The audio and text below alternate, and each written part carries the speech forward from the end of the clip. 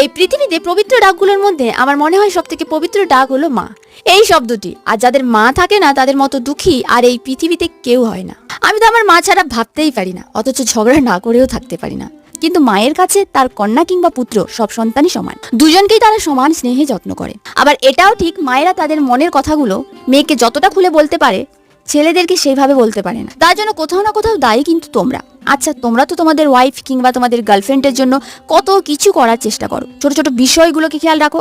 তাহলে মায়ের ক্ষেত্রে কেন নয়? ধরো মায়ের লাল টিপটা শেষ হয়ে গেছে, কিংবা হাতের চুড়িটা অনেকদিন হলো বেশ খারাপ দেখাচ্ছে, মাথার ক্লিপটা হয়তো হারিয়ে গেছে, এই ছোট ছোট উপহারগুলোও তো দিতে পারো। দেখবে তোমাদের মা ছেলের সম্পর্কটাও অনেক মজবুত হবে।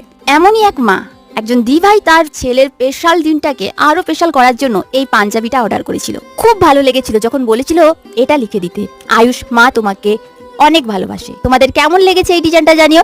দেখা হচ্ছে কালকে।